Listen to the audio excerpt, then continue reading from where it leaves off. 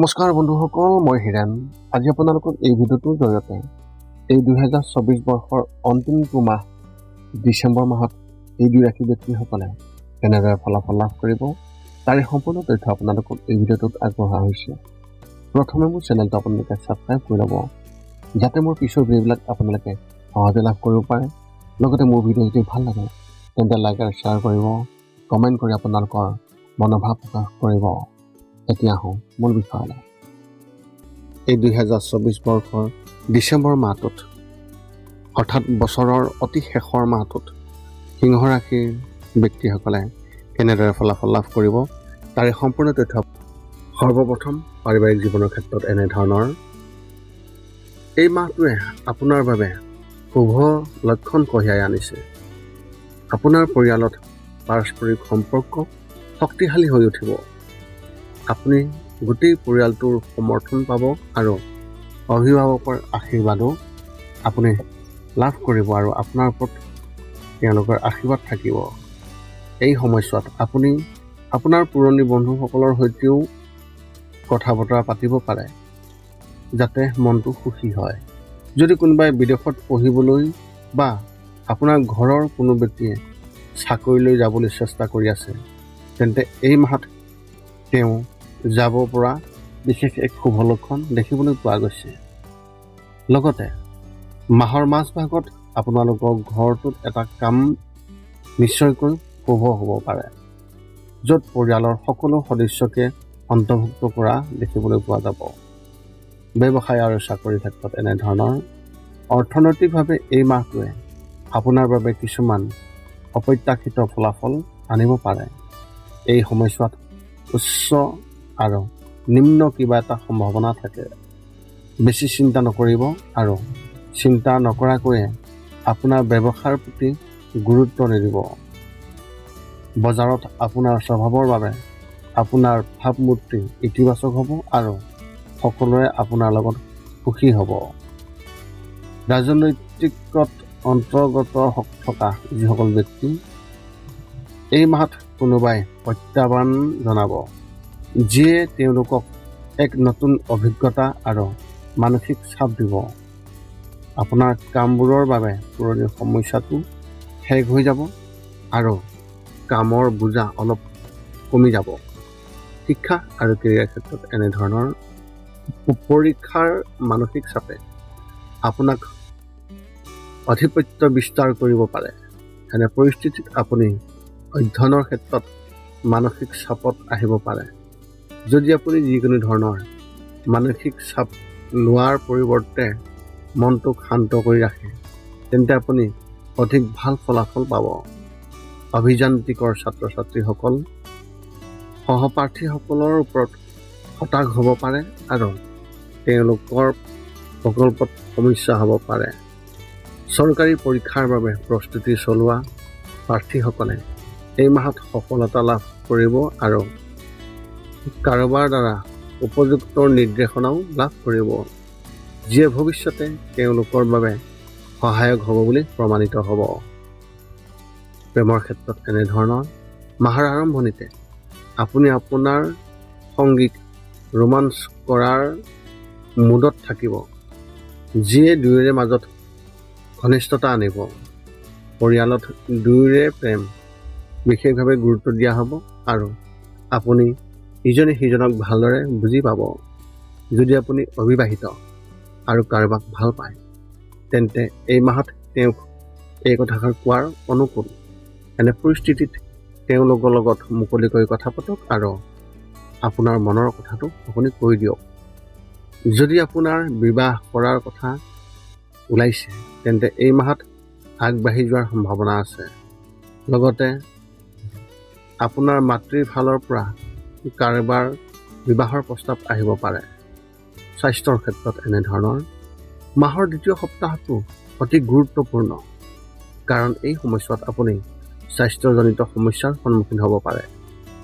কামৰ বোজা ইমানে নহ'ব, কিন্তু আন কিছুমান চিন্তাক ঘেৰি ধৰিব পাৰে। এনে পৰিস্থিতিত মানসিক চাপ বৃদ্ধি পোৱাৰ সম্ভাৱনা অত্যন্ত প্ৰবল। অৱশ্যে তৃতীয় সপ্তাহলৈকে পৰিস্থিতি আপোনাৰ পক্ষত থাকিব আৰু আপুনি আগৰ তুলনাত অধিক সুস্থ অনুভৱ কৰিব। এনে পৰিস্থিতিত যদি আপুনি ৰাতিপুৱা বা গধূলি ব্যায়াম কৰাৰ অভ্যাস গঢ়ি তোলে তেন্তে আপোনাৰ বাবে অতি ভাল হ'ব। আপোনাৰ এই মাহত শুভ সংখ্যা হিচাপে 6 আৰু শুভ ৰং হিচাপে আপুনি এই মাহত মেৰুন ৰং ব্যৱহাৰ কৰিব পাৰে। সিংহ ৰাশি ব্যক্তিসকলৰ বাবে এক বিশেষ তথ্য, এই মাহত কিছুমান কামত অভূতপূৰ্ব সফলতা পাব পাৰে, কিন্তু অহমিকা আহিব পাৰে। আপুনি আপোনাৰ ইগোক এনেকুৱা এটা পৰিস্থিতি নিব, পিছত আপুনি অনুশোচনা কৰিবলগীয়া হ'ব। তাৰ বাবে আপুনি আপোনাৰ ইগোক আধিপত্য বিস্তাৰ কৰিবলৈ নিদিব। সেইবাবে যিকোনো কথা কোৱাৰ আগতে ভালকৈ বিবেচনা কৰক।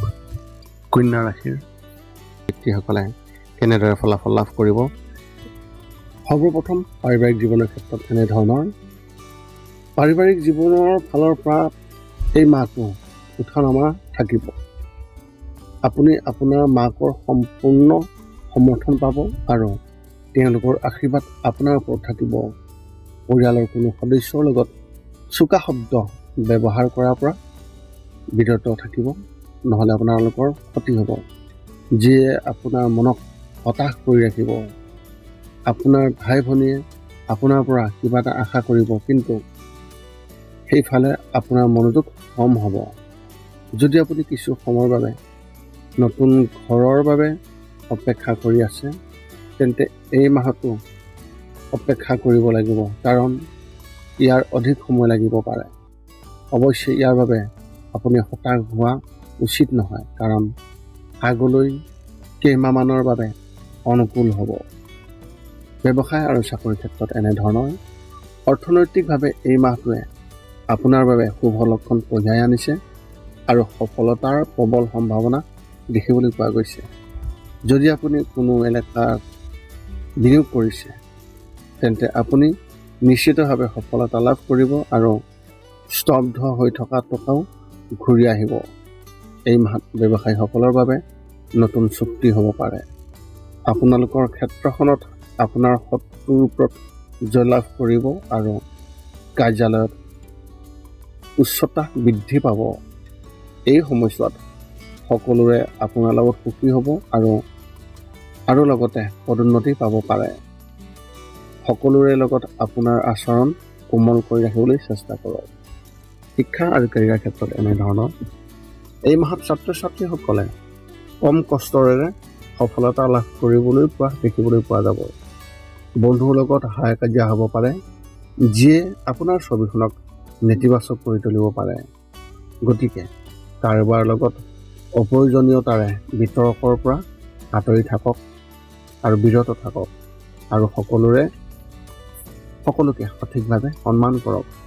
কলেজত অধ্যয়ন কৰা ছাত্ৰ ছাত্ৰীসকলে তেওঁলোকৰ জীৱনৰ কাৰোবাৰ সঠিক পথ প্ৰদৰ্শন লাভ কৰিব, যিয়ে ভৱিষ্যতক উজ্জ্বল কৰি তোলাত অৰিহণা যোগাব।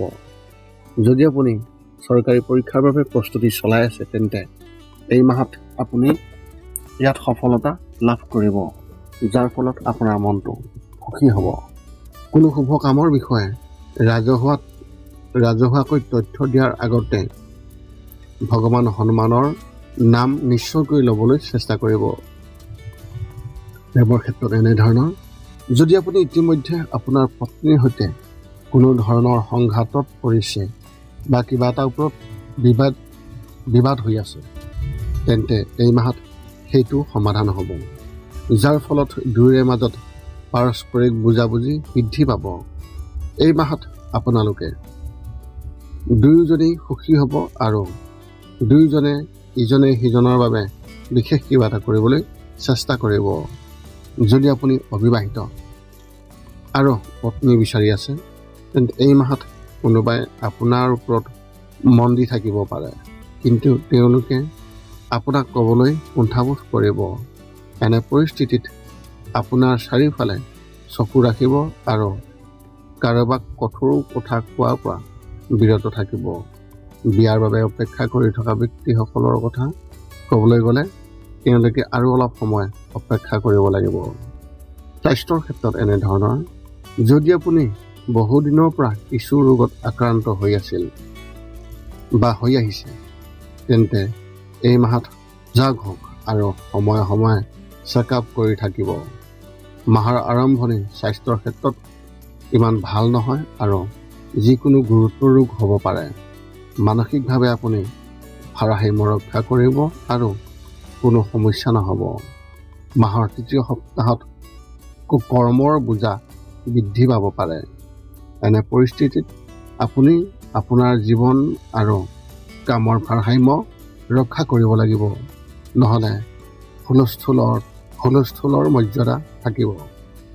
আপোনাৰ এই মাহত শুভ সংখ্যা হিচাপে 8 আৰু শুভ ৰং হিচাপে আপুনি এই মাহত ধূসৰ ৰং ব্যৱহাৰ কৰিব পাৰে।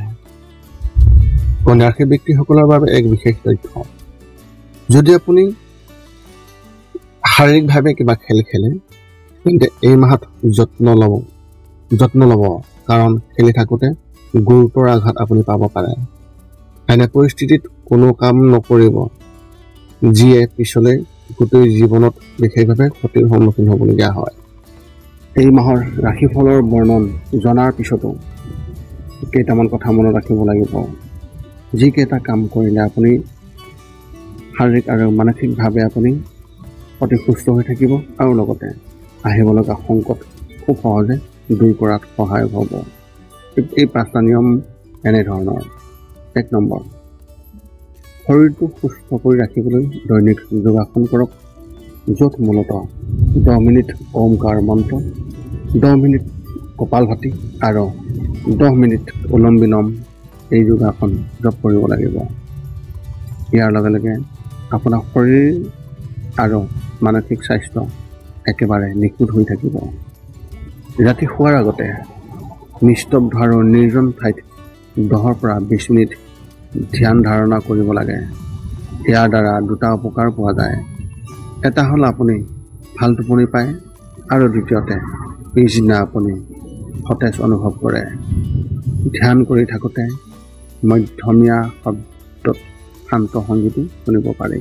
3 নম্বৰ হৈছে প্ৰতি মঙলবাৰে পুৱা নিশ্চয় হনুমান চালিচা পাঠ কৰক আৰু হনুমান মন্দিৰ দৰ্শন কৰক। ইয়াৰ দ্বাৰা আপোনাৰ আৰু আপোনাৰ পৰিয়ালৰ যিকোনো ধৰণৰ সংকট দূৰ হ'ব আৰু সদায় সুখ আৰু শান্তি থাকিব। 4 নম্বৰ হৈছে প্ৰতিদিনে ঘৰৰ বাহিৰত গৰু আৰু কুকুৰক নিশ্চয়কৈ আহাৰ খুৱাওক। লগতে চৰাই আদিৰ বাবেও খাদ্য বা পানীৰ ঘৰৰ ছালৰ ওপৰত ৰাখিবলৈ চেষ্টা কৰক। এই পৃথিৱীখন যিমান আমাৰ সিমানেই সিহঁতৰো। নিতৌ ইহঁতক খুৱাই আমি গুণ পাওঁ আৰু গ্ৰহবোৰৰ কুপ্ৰভাৱ দূৰ হয়। মাজে মাজে চৌপাশৰ দুখীয়াসকলক উপযুক্তভাৱে সহায় কৰক আৰু ভোকাতুৰক আপুনি খুৱাবলৈ চেষ্টা কৰক। এই আছিল কন্যা ৰাশি ব্যক্তিসকলে এই 2024 বৰ্ষৰ ডিচেম্বৰ মাহটোত লাভ কৰিবলগীয়া সম্পূৰ্ণ ৰাশিফলৰ বৰ্ণন। যদি আপোনাৰ মনত এতিয়াও জ্যোতিষ সম্বন্ধীয় কিবা প্ৰশ্ন আছে তেন্তে আপুনি এই ভিডিঅ'ৰ তলত আমাক কমেণ্ট কৰি অৱগত কৰক আৰু আমি আপোনালোকৰ প্ৰশ্নৰ উত্তৰ অতি সোনকালে দিবলৈ সকলো সময়তে সাজু আছোঁ। পুনৰ লগ পাম অন্য এটা ভিডিঅ'ত। আজিলৈ ধন্যবাদ।